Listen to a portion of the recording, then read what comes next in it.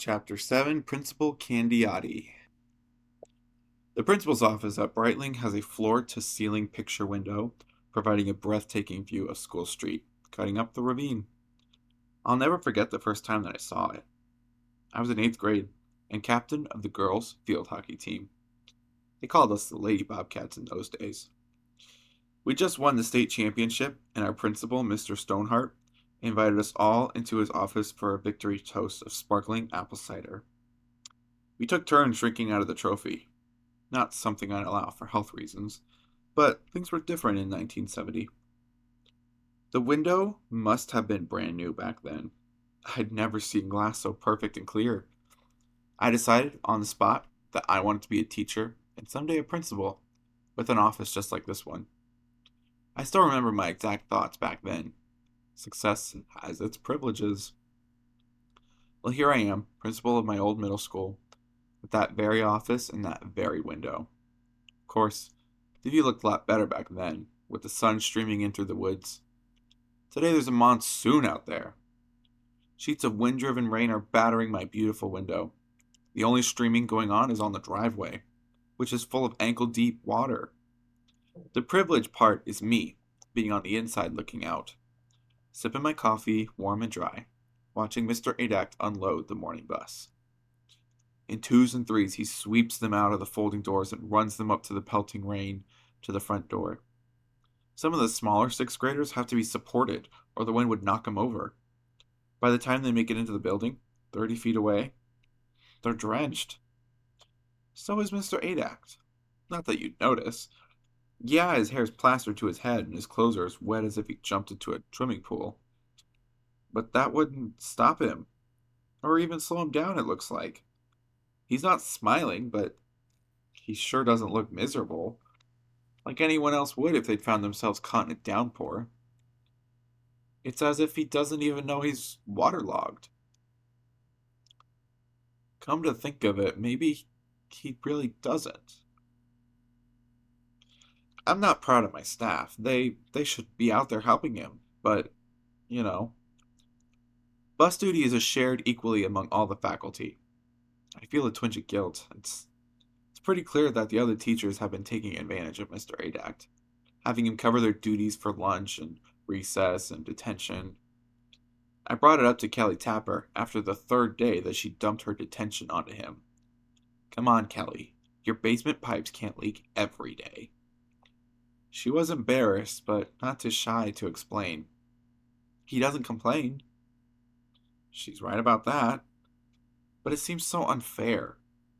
You can't pile on your unpleasant tasks on somebody else's shoulders just because he doesn't complain. Or should that depend on the somebody? Paul Perkins doesn't agree. He thinks the staff's going too far in passing off their extra duties on Mr. Adact. I want to support my teachers, but if this continues, Paul might report us to the Department of Ed. That would be an unnecessary complication. It's such an honor that Breitling was chosen out of thousands of middle schools to host this project.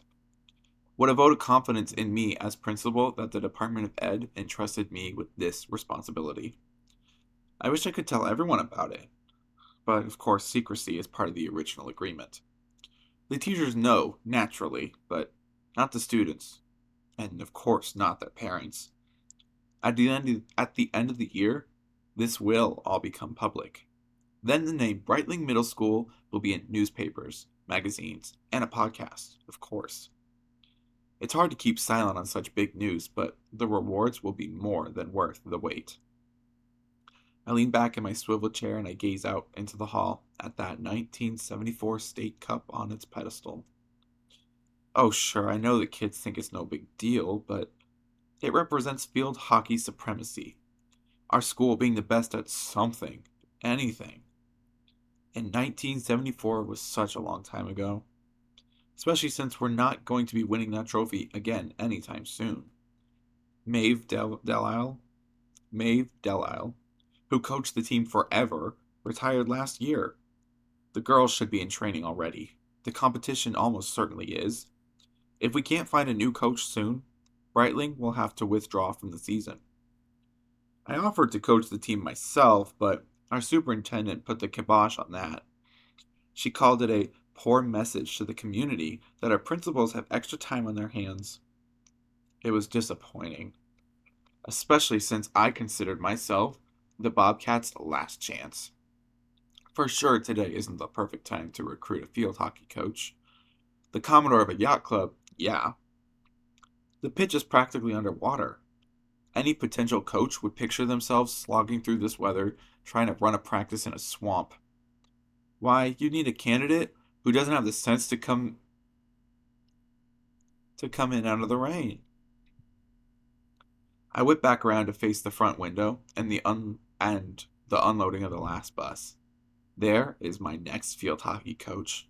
Half drowned, but incapable of knowing it. Of course, why didn't I think of it sooner? Kelly Tapper had the answer when she needed a colleague to cover detention during that plumbing emergency. He doesn't complain. Those were her exact words. He'll take over detention, or lunchroom duty, or recess.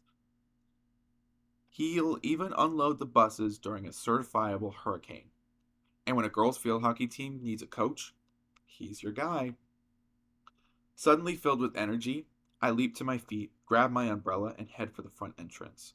As I pass the trophy in the hall, I reach out my elbow and polish away a few fingerprints. The instant I step outside, the wind tears the umbrella out of my hands, sending it tumbling across the lawn. Soaked to the skin, I press on until I'm standing next to Mr. Adact. I feel like a waterlogged rat. But he looks great, in spite of all the droplets streaming down his face. Good morning, Principal Candiotti, he greets me, as if for all the world we just met over tea. Mr. Adact, I bubble, I have a question for you. What do you know about girls' field hockey? He tilts his head slightly, in that way that he always does. 5 or 6 seconds go by before he says, I know everything about it. I beam at my newest staff member. That is exactly what I wanted to hear. So, that is the end of chapter 7. We've gotten through quite a few characters. Um, Something I want you to think about and pull up your packet. Why does Gordon Korman, our author, why does he write from different perspectives? Like, why is he writing a new character every chapter? What's the purpose?